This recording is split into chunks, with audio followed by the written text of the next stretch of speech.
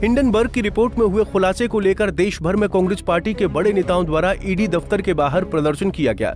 बिहार में भी कांग्रेस के प्रदेश अध्यक्ष अखिलेश प्रसाद सिंह, कांग्रेस विधायक दल के नेता शकील अहमद खां के नेतृत्व में प्रदर्शन किया गया।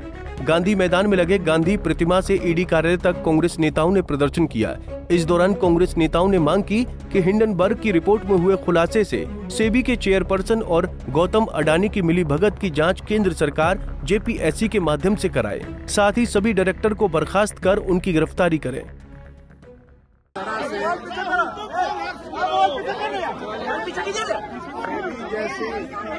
रेगुलेटर बॉडी में पिछले दरवाजे से अभी के सीएमडी को लाया गया, वो अपने आप में प्रश्न चिन्ह खड़ा होता है। और जिस तरह से उन्होंने अकूत संपत्ति अर्जित की, जो लाभ के पद के लिए 360 हटा दिया, बिल्कुल ही गलत है।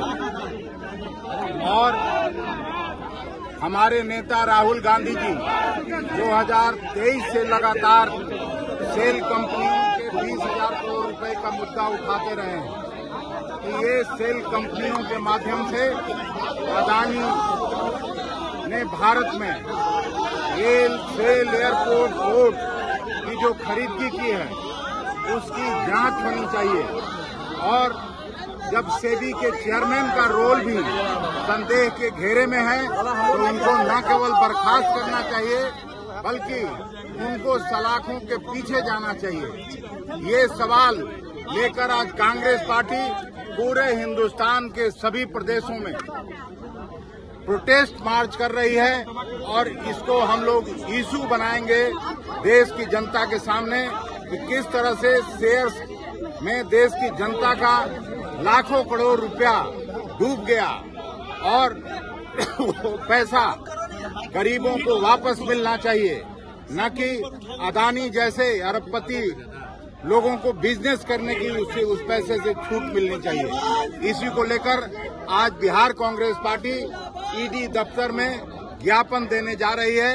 हम लोग यहां से मार्च करके ईडी दफ्तर तक जाएंगे और ज्ञापन देके शांतिपूर्वक प्रोटेस्ट करके और पूरे देश को बर्खास्तगी की मांग करेंगे सेबी चेयरमैन की।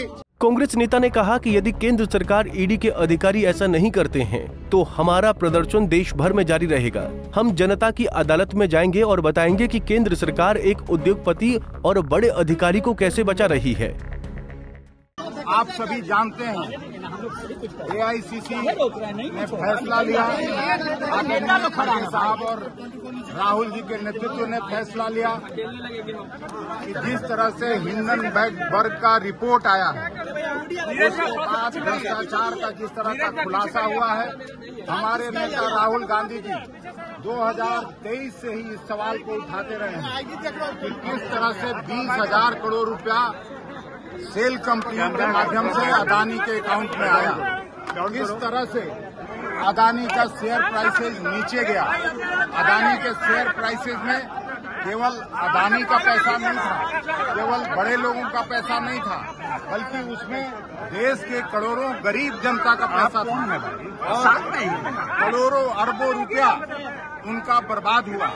और हिंडनबर्ग के खुलासे से ये साफ साबित हो गया कि जो रेगुलेटर है इस देश का, सेबी संस्था के रूप में जिसको जानते हैं हम लोग, जिसके बिहार के ही यूके सिन्हा साहब पहले चेयरमैन हुआ करते थे, अजय त्यागी साहब चेयरमैन हुआ करते थे, बड़े सीनियर आईएएस पदाधिकारी होते थे, लेकिन लेटरल अपॉइंटमेंट के नाम पर किस तरह से मोदी सरकार कैसे कैसे जगहों पर सीधे सेक्रेटरी भारत सरकार में बना के, सेबी जैसे संस्था का चेयरमैन बना के, और उनका जिस तरह से लाभ का पद है, इसमें आपको याद होगा कांग्रेस के सभी लोग हैं कि सोनिया जी को भी इस्तीफा देना पड़ा था लाभ के पद पर रहते हुए, और दोबारा चुनाव रायबरेली से उनको लड़ना पड़ा था।